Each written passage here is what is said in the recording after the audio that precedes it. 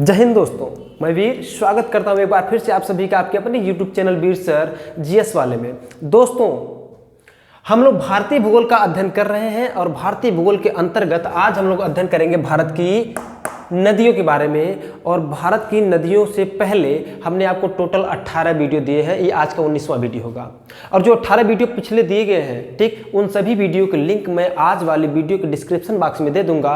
यदि आप उन सभी वीडियो को नहीं देखे हैं तो यहाँ से भी आप जा करके देख सकते हैं। ठीक है दोस्तों, और हाँ, जिस प्रकार से मैं भारतीय भूगोल का अध्ययन आपको करवा रहा हूँ, इस प्रकार से पूरे यूट्यूब पर भारतीय भूगोल का अध्ययन नहीं करवाया गया है। और मैं आपको मैपिंग ज्योग्राफी करा रहा हूँ, चित्र बना के मैं बता रहा हूँ। दोस्तों, चित्र बनाने में बड़ी मेहनत लगती है ना। अगर मैं यहाँ बना के आपको बताऊँ तो काफ़ी ज़्यादा समय लग जाएगा, इसीलिए मैं पहले से कुछ लिख भी लेता हूँ ताकि मैं कम समय में ज़्यादा से ज़्यादा चीज़ों को आप दे सकूँ आपको। तो दोस्तों, आप लोग मेहनत से अध्ययन करते रहिए। और जो यूपी टेट वाले हैं, यूपी टेट कल यानी सोमवार से ही आपको शाम को ईवीएस की कक्षा मिलेगी। एक कक्षा मिलेगी आपको ईवीएस विषय की, पर्यावरण विषय की, यूपी टेट के लिए। ठीक, जैसा कि हमारे ऑफलाइन के बहुत सारे छात्र होंगे, छात्र छात्राएं होंगी जो देखेंगे।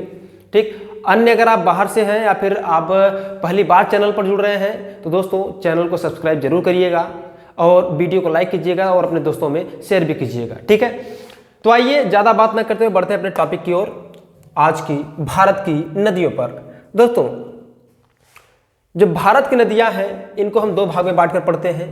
एक तो हिमालयी नदियों के रूप में और एक प्रायद्वीपीय दक्षिण भारत की नदियों के रूप में। प्रायद्वीपीय दक्षिण भारत को प्रायद्वीप भारत के हमने बताया था कि क्योंकि दक्षिण भारत का जो हिस्सा है तीन तरफ जल से घिरा है। पूर्व में बंगाल की खाड़ी, पश्चिम में अरब सागर, नीचे से हिंद महासागर। और किसी महाद्वीप का वह हिस्सा जो तीन तरफ जल से घिरा होता है उसे क्या कहते हैं? प्रायद्वीप कहते हैं। इसीलिए हम दक्षिण भारत की नदी कहें चाहे प्रायद्वीप भारत की नदियाँ कहें, मतलब एक ही है। ठीक, तो भारत की नदियों को दो भाग में बांट के पढ़ सकते हैं, हिमालयी नदियाँ और प्रायद्वीपीय दक्षिण भारत की नदियाँ।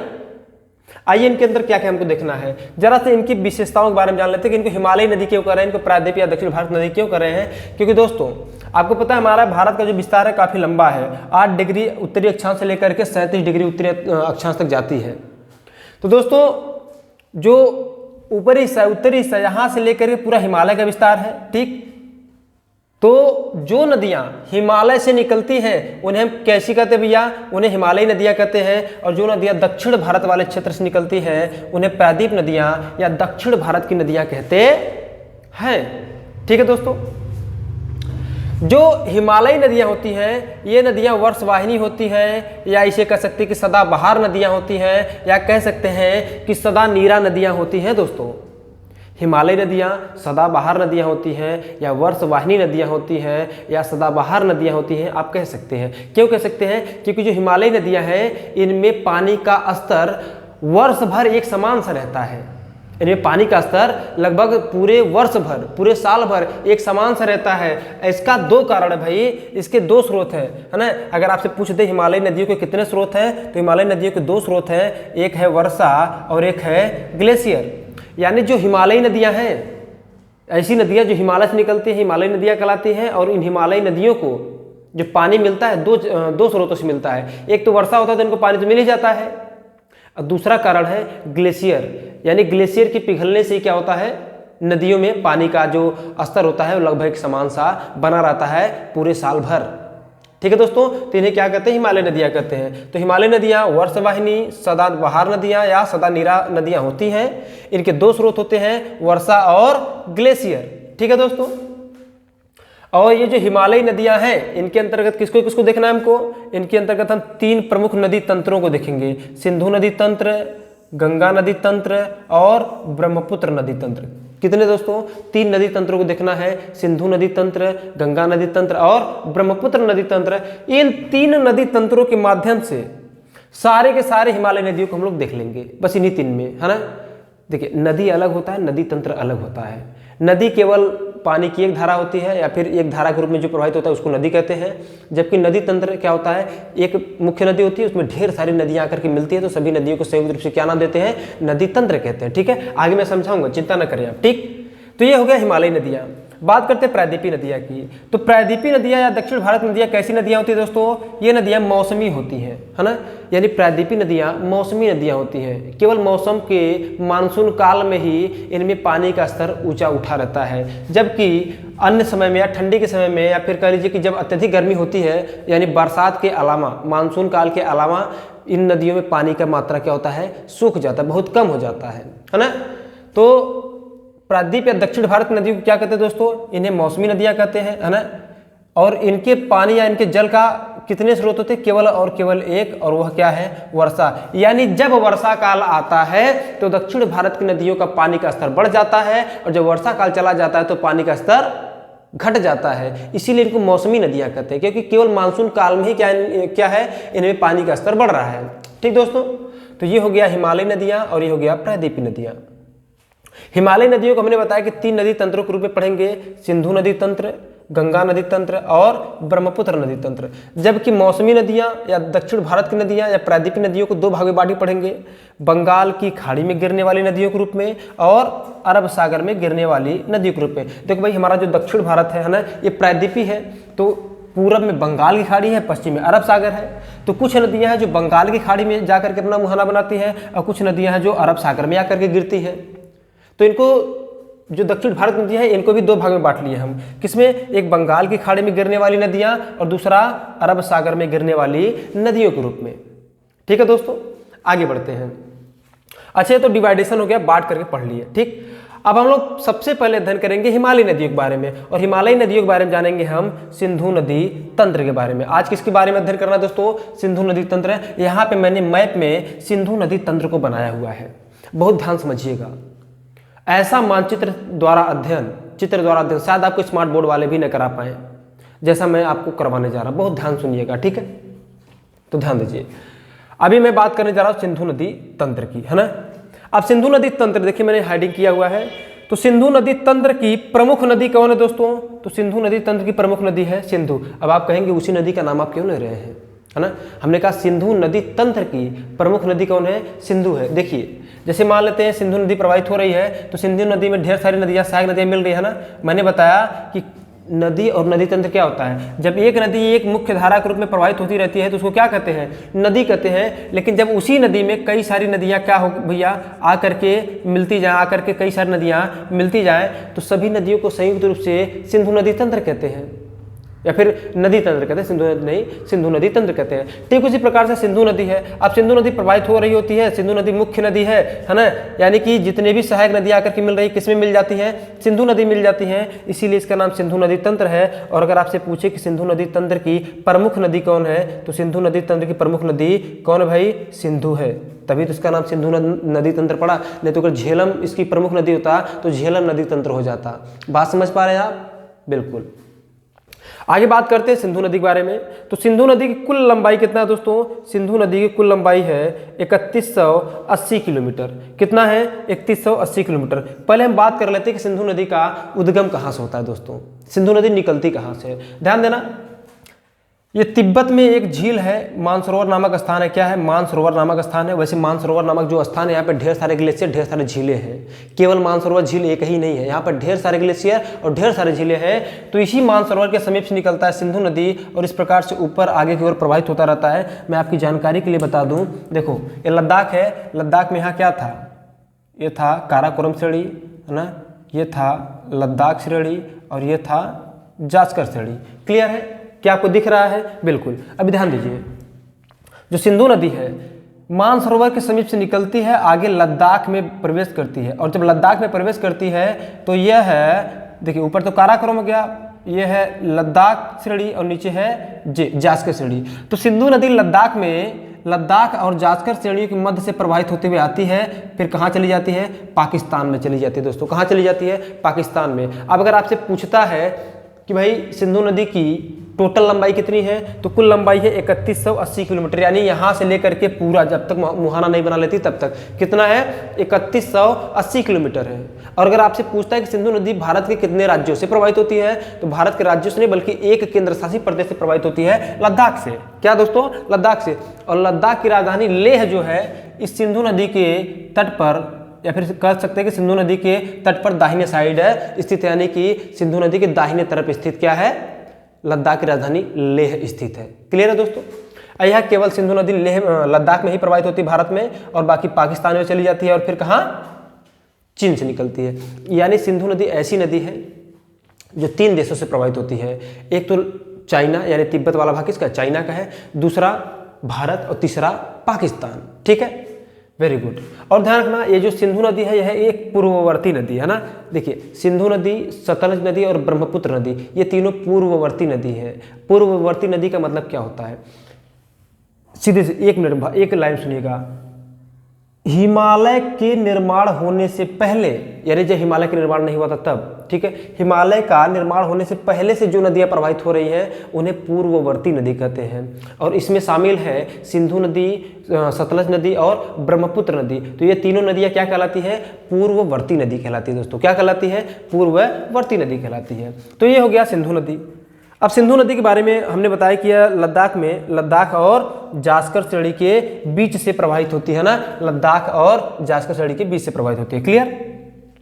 अब हम बात करते हैं जो लद्दाख है इसकी सहायक नदियों के बारे में। तो दोस्तों जो सिंधु है, सिंधु की सहायक नदियों के बारे में अगर हम बात करें तो सिंधु की सहायक नदियां, देखिए सिंधु ऐसे प्रवाहित होती है, तो सिंधु में इसके दाहिने तरफ से और बाएं तरफ दोनों तरफ से आकर नदियां मिलती है। देखिए अगर इस प्रकार से है ना, मान लीजिए अगर इस प्रकार से प्रवाहित होती हुई आ रही है तो इसका दाहिना ऊपर होगा और बायां नीचे होगा। सिंधु नदी का दाहिना ऊपर होगा और बायां नीचे होगा। तो भाई दोस्तों इधर ध्यान दो, जो बाईं ओर से मिलने वाली सहायक नदियां हैं वो कौन कौन सी हैं, झेलम, चिनाब, राबी, ब्यास और सतलज। ये 5 प्रमुख नदियां हैं जो सिंधु नदी में बाईं ओर से मिलती हैं। ठीक है, और कुछ नदियां हैं जो सिंधु नदी में ऊपर से दाहिने तरफ से मिलती है, श्योक नदी, काबुल, कुर्रम, गोमल और गिलगित। ठीक है, अब ध्यान देना, ये जो बाईं ओर से मिलने वाली नदियां हैं झेलम, चिनाब, राबी, ब्यास और सतलज, इन 5 को संयुक्त रूप से क्या कहते हैं दोस्तों, पंचनद कहते हैं। क्या कहते हैं, पंचनद कहते हैं। ये प्रश्न पूछा गया ना कि पंचनद, अच्छा अगर आपसे ऐसे ही पूछ ले,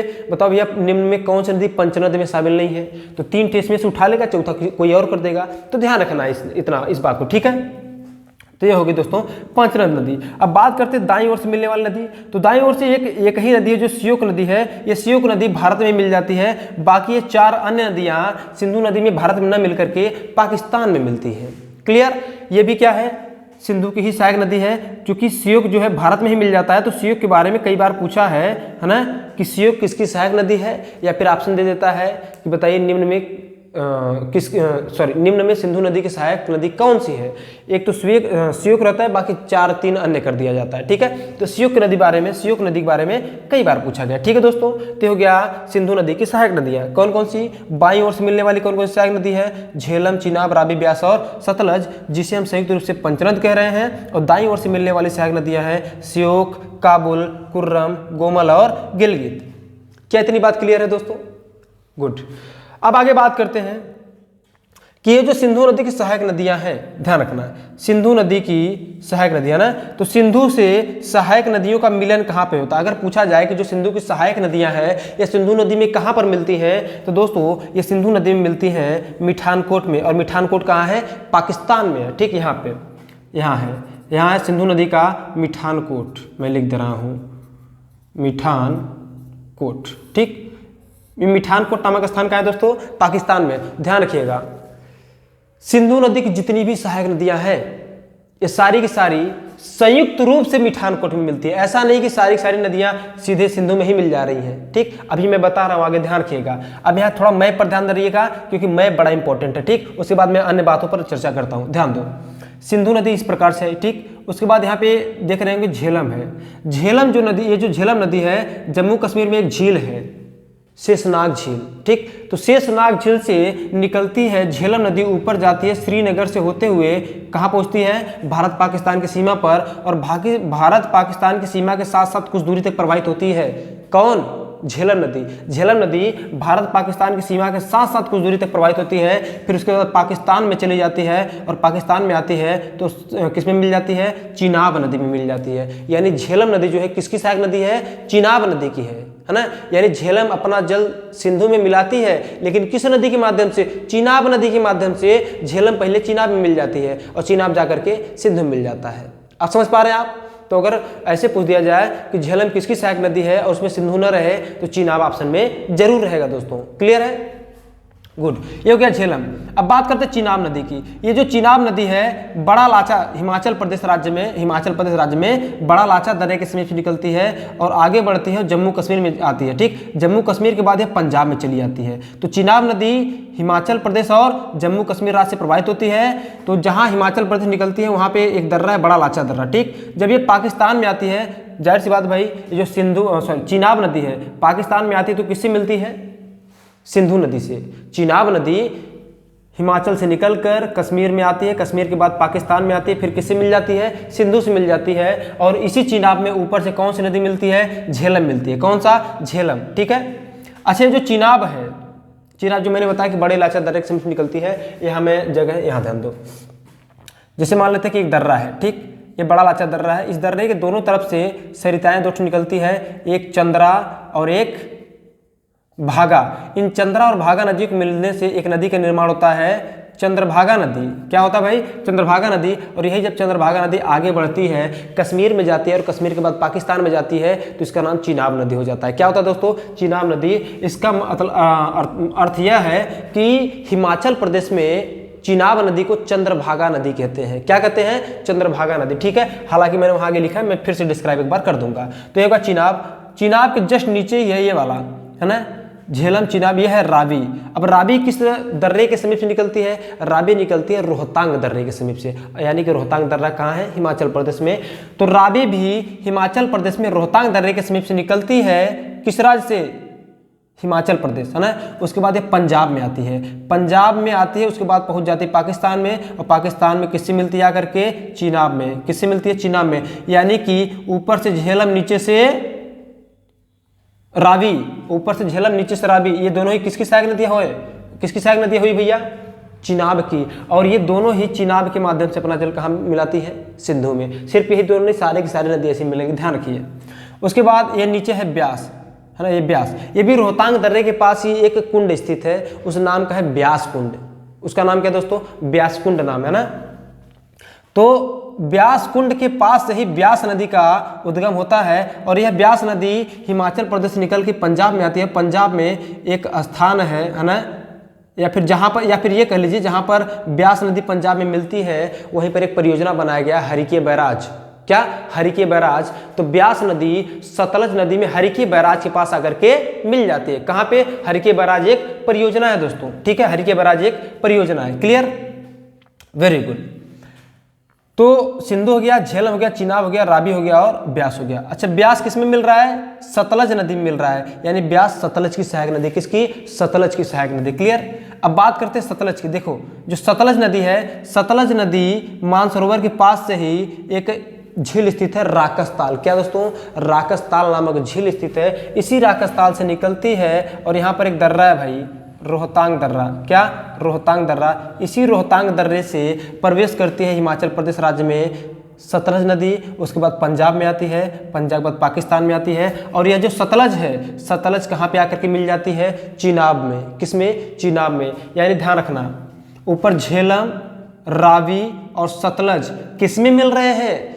चिनाब नदी में मिल रहे हैं दोस्तों। किसमें? चिनाब नदी में। और ब्यास किसमें मिल रहा है? ब्यास सतलज में मिल जा रहा है। अब ये सभी नदियां मुख्य रूप से किसमें आकर मिल जाती हैं? चिनाब में। और चिनाब नदी जो है अंतिम रूप से किसमें मिलता है? सिंधु में मिल जाता है। चिनाब अंतिम रूप से सिंधु में मिल जाता है। अब बताओ दोस्तों, ये जो नदियां हैं चारों पांचों, इन सभी, ये सभी चार नदियां सिंधु में मिल करके कहाँ अपना जल गिरा रही हैं? सॉरी, चिनाब में मिलकर के अपनी नदियां सिंधु में मिला रही हैं, सिंधु में गिरा रही हैं। इसीलिए इनको सिंधु नदी का सहायक नदी माना जाता है। ठीक है दोस्तों, नदी तंत्र का मतलब ये है, ये नहीं है कि डायरेक्ट आई उसी मिले। ठीक, अन्य नदियों के माध्यम से भी क्या करें? अपना जला करके गिराए। ठीक है, वेरी गुड। तो ये हो गया नदी तंत्र। अब इसी चीज को जो हमने लिखा है फिर से एक बार समझ लीजिए, है ना। मैंने यहाँ तक बताया था सिंधु में सहायक नदियाँ कहाँ मिलती है? पाकिस्तान के मिठानकोट में मिल जाती हैं। अगर पूछा जाए कि सिंधु नदी तंत्र अपना मुहाना कहाँ बनाती है, तो पाकिस्तान के मिठानकोट में जब मिलती है उसके बाद आगे बढ़ती है तो भाई आपको पता है नीचे क्या है? अरब सागर है। क्या दोस्तों? अरब सागर है, अरब सागर है। और ये आकर के अरब सागर में अपना मुहाना बना लेती है। दोस्तों पहले काम करिए, और ज़्यादा लीपअप होती है इससे पहले इसका एक स्क्रीनशॉट लीजिए। तो इससे पहले इसका एक स्क्रीनशॉट लीजिए, रोक करके स्क्रीनशॉट लीजिए तुरंत।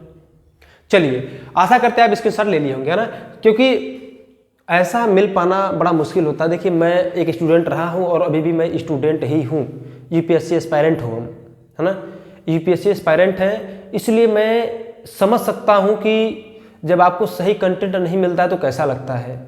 ऐसे ही नहीं हम भी यूट्यूब पे आ गए हैं, ऐसे ही नहीं हम पढ़ा रहे हैं, पिछले 3 साल से हम पढ़ा रहे हैं ऑफलाइन संस्थान, और हमारे ऑफलाइन संस्थान का नाम है संकल्प ट्यूटोरियल्स। ये उत्तर प्रदेश में जौनपुर जिले के अंतर्गत जलालपुर क्षेत्र में पड़ता है, ठीक है, जलालपुर चौमुहानी पर ही है हमारा ये संस्थान संकल्प ट्यूटोरियल्स, जहाँ पे मैं अध्ययन करा रहा हूँ पिछले 3 साल से, है ना।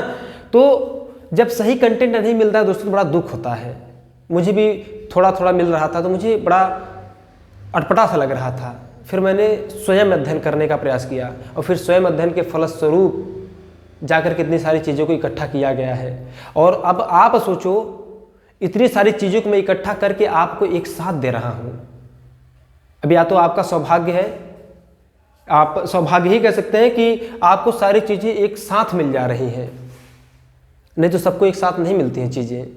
जैसे मुझे नहीं मिला था, मुझे बड़ा खोजना पड़ा था, है ना। और आजकल स्मार्ट ज़माना चल रहा है दोस्तों, अगर आप स्मार्ट वर्क नहीं करेंगे तो पीछे रह जाएंगे, समझ रहे हैं। अब वो समय गया जब आप पूरा चीज़ों का अध्ययन स्वयं से करते थे। कहते हैं कि दूसरों की गलतियों से सीखो, अपनी गलती से तो सीखो ही सीखो, लेकिन दूसरे की गलतियों से भी सीखो, ये बहुत ज़रूरी है। अन्यथा अपने खुद से गलती कर करके सीखने में अगर ऐसा करेंगे तो उम्र छोटी पड़ जाएगी दोस्त। इसीलिए मेहनत करिए, स्मार्ट वर्क करिए, जहाँ थोड़े से पैसे दे काम कर निकल जा रहा है वो निकाल लो। समय बच रहा है, समय की महत्व को समझो, समय इंपॉर्टेंट है, ठीक। समय से अगर आप काम कर गए तो पैसा ऑटोमेटिक आ जाएगा, ठीक है दोस्तों। आइए आगे बढ़ते हैं। तो ये हो गया, ठीक। अब मुहाना अरब सागर बना ली। अब बात करते हैं इसकी जो अन्य सहायक नदियाँ, झेलम। अच्छा, जो झेलम, चिनाब, रावी, ब्यास, सतलज है, इनके पुराने नाम भी दूसरे दूसरे हैं, अभी मैं बता रहा हूँ। जैसे झेलम नदी है तो झेलम का पुराना नाम है दोस्तों बितस्ता। क्या है? झेलम का पुराना नाम है बितस्ता। और अगर पूछा जाए कि झेलम नदी का उद्गम कहाँ से होता है तो इसका उद्गम जम्मू कश्मीर में शेषनाग झील से होता है। कहाँ? जैसा मैंने बताया ना, झेलम का उद्गम जम्मू कश्मीर में शेषनाग झील से होता है और भारत पाकिस्तान की सीमा के साथ साथ प्रवाहित होते हुए पाकिस्तान में चली जाती है। तो इसका उद्गम शेषनाग झील से होता है और इसका मुहाना कहाँ है? चिनाब नदी, यानी झेलम नदी चिनाब नदी मिल जाती है, ठीक। और ये जो झेलम नदी है इसकी एक प्रमुख सहायक नदी है किशन गंगा। क्या है? किशन गंगा। आपसे कई बार परीक्षा में पूछा गया कि किशन गंगा किस नदी की सहायक नदी है, तो किशन गंगा झेलम की सहायक नदी है, ठीक है दोस्तों। आगे, अच्छा, ये जो झेलम नदी है, झेलम नदी ना कश्मीर में विसर्पण करते हुए प्रवाहित होती है। विसर्पण का मतलब जैसे सांप चलते हैं ना, ऐसे ठीक उसी प्रकार से विसर्पण करते हुए प्रवाहित होती है। और इसने झेलम नदी के द्वारा जम्मू कश्मीर में, कश्मीर वाले क्षेत्र में करेवा मिट्टी का निर्माण हो गया है। आपसे पूछा जाता है करेवा मिट्टी का निर्माण कहाँ हुआ है, तो जम्मू कश्मीर में हुआ, ठीक। और ये जो करेवा मिट्टी है इसमें केसर की खेती की जाती है दोस्त। किसका? केसर की खेती कहाँ की जाती है? जम्मू कश्मीर में। किस मिट्टी में? करेवा मिट्टी में। इसका निर्माण किस नदी द्वारा हुआ है? झेलम नदी के द्वारा हुआ है। झेलम नदी कहाँ प्रवाहित होती है या फिर कहाँ से उद्गमित होती है, कहाँ से निकलती है? तो जम्मू कश्मीर में शेषनाग झील से निकलती है, ठीक है दोस्तों। ये हो गया झेलम नदी। बात करते हैं चिनाब नदी की। मैंने बताया चिनाब नदी का उद्गम कहाँ से होता है भाई? हिमाचल प्रदेश राज्य में ही होता है, बड़ा लाचा दर्रे के समीप से, ठीक। बड़ा लाचा दर्रे के समीप से 2 सरिता निकलती है, चंद्रा एवं भागा। इसको चंद्रभागा नदी कह देते हैं हिमाचल प्रदेश राज्य में जब इसे मिलती है। और फिर आगे इसका नाम चिनाब है। जैसा कि मैंने यहाँ बताया है कि चिनाब नदी का उद्गम किससे होता है? चंद्रा एवं भागा सरिताओं के मिलने से होता है, ठीक। और इसको हिमाचल प्रदेश में क्या नाम देते हैं? चंद्रभागा नदी नाम देते हैं। क्या देते हैं दोस्तों? चंद्रभागा। अच्छा, चिनाब का पुराना नाम क्या है दोस्तों? चिनाब का पुराना नाम है अस्किनी। क्या है? अस्किनी नाम है चिनाब का पुराना नाम। और अब अगर आपसे पूछ लेता है, कई बार बहुत सारे लोगों को यही कंफ्यूजन रहता है कि सिंधु की सबसे बड़ी सहायक नदी कौन है, तो सिंधु की सबसे बड़ी सहायक नदी है चिनाब नदी। कुछ लोग सतलज को मान लेते हैं। दोस्त, सतलज तो आकर के खुद चिनाब में मिल रहा है, तो सतलज कहां से हो जाएगा?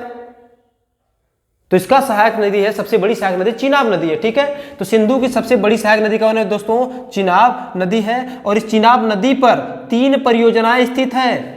इस चिनाब नदी पर 3 परियोजनाएं स्थित है। देखो, चिनाब नदी यहाँ से निकलती है बड़ा लाचा दर्रे के समीप से, और ऊपर कहाँ चली जाती है? जम्मू एंड कश्मीर में। तो ये जो तीनों परियोजनाएं हैं कौन कौन सी परियोजनाएं हैं? सलाल परियोजना, दुलहस्ती परियोजना, बगलिहार परियोजना। अच्छा, यहाँ से एक तो पूछा था पीटी में आपसे, पीटी परीक्षा में पूछा गया था, जो पहली बार पीटी हुआ था, है ना।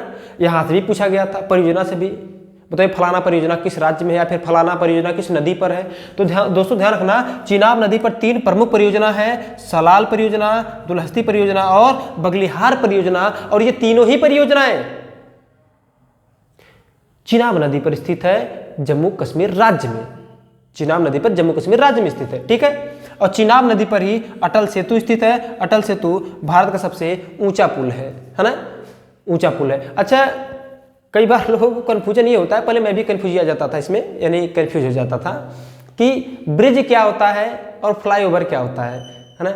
बड़ा बेसिक सा अंतर है। अगर किसी को पता हो कि पुल और फ्लाईओवर यानी सेतु और ब्रिज क्या बोलते हैं, जो भी बोलते हैं, अंग्रेजी में ब्रिज कहते हैं और एक को फ्लाईओवर कहते हैं। तो ब्रिज और फ्लाईओवर इन दोनों में क्या अंतर है, अगर आपको पता हो तो जरूर बताइएगा, ठीक है। मुझे तो बहुत लेट पता चला है ना, आज से 2 साल पहले पता चला था, लेकिन उसके पहले मैं बड़ा डाउट में था कि भाई ये फ्लाईओवर और ब्रिज क्या होता है। हम लोग सामान्य तौर पे हर चीज़ को ब्रिज ही कह देते हैं, भैया ब्रिज के पास, ब्रिज के पास, है ना। तो क्या होता है, उत्तर जरूर करिए आप लोग इसका, है ना। ठीक, तो ये हो गया चिनाब नदी। अब बात करते हैं, झेलम चिनाब हो गया, झेलम चिनाब, रावी। अच्छा, रावी के बारे में मैंने बताया भाई आपको, ठीक। रावी कहाँ से निकलती है? हिमाचल प्रदेश राज्य में, रोहतांग दर्रे के समीप से। देखिए 3 नदियां हैं, चिनाब, रावी और ब्यास। ये 3 प्रमुख नदियां कहाँ से निकलती हैं? हिमाचल प्रदेश राज्य से निकलती हैं, जिसमें जो चिनाब है ये बड़ा लाचा दर्रे के समीप से, रावी और ब्यास रोहतांग दर्रे के समीप से, ठीक। सतलज, सतलज के बारे में बताया दोस्तों। सतलज की एक प्रमुख, जैसे ही सतलज भारत में प्रवेश करती है, ऊपर हिमाचल प्रदेश से एक नदी निकलती है, स्पीति। स्पीति घाटी आप सुने होंगे। तो जो स्पीति नदी है, किसकी सहायक नदी है? सतलज में, है ना। सतलज नदी में ऊपर से आकर के मिल जाती है स्पीति नदी, ठीक। और दोस्तों जो हरिके बैराज है, ठीक, हरिके बैराज से एक नहर निकाली गई है ना। हरिके बैराज से नहर निकाली गई है, इस नहर का नाम है इंदिरा गांधी नहर। क्या नाम है दोस्तों? इंदिरा गांधी नहर, ठीक। और इसी सतलज नदी पर 2 परियोजनाएं स्थित है, भाखड़ा नांगल परियोजना। क्या है दोस्तों?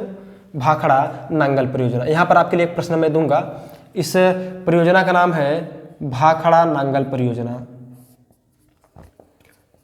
ठीक। ये परियोजना भाखड़ा नांगल परियोजना किस नदी पर स्थित है? सतलज नदी पर स्थित है दोस्तों। अब ध्यान रखना, अगर ये सतलज नदी पर स्थित है तो भाई ध्यान रखना, ये जो भाखड़ा परियोजना है ये अलग है, नांगल परियोजना अलग है, ठीक है। एक तो है आपका हिमाचल प्रदेश में, दूसरा है पंजाब में। अब इसमें से आपको ये बताना है भाखड़ा पंजाब में है या नांगल परियोजना पंजाब में है। जो भी है दोनों को मुझे कमेंट करके बताइए। मैं इससे आगे आने वाला जो वीडियो होगा, अगले वाले वीडियो हम लोग अध्ययन करेंगे किसका हो गया, सिंधु नदी या गंगा नदी तंत्र या ब्रह्मपुत्र नदी तंत्र, इन दोनों में से किसी एक का अध्ययन हम लोग कर लेंगे, ठीक है दोस्तों। अच्छा हाँ,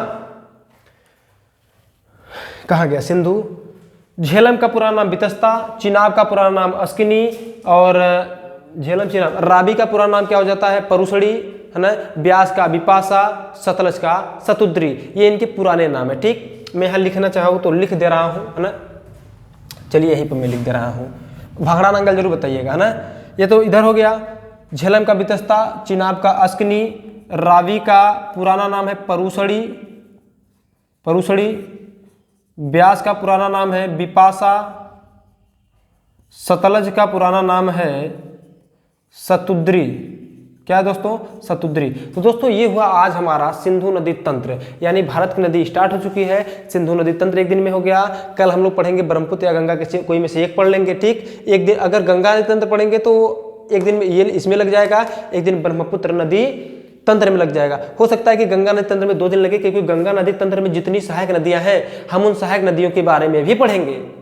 एक दिन पूरा गंगा नदी तंत्र के बारे में, एक दिन गंगा नदी की सहायक नदी के बारे में पढ़ लेंगे, ठीक है दोस्तों। Very good. या फिर कहेंगे तो एक ही दिन में कंप्लीट कर लेंगे, जैसा भी होगा हमको कमेंट करके जरूर बताइए। और इसके साथ ही ये हो जाता है आपका सिंधु नदी तंत्र।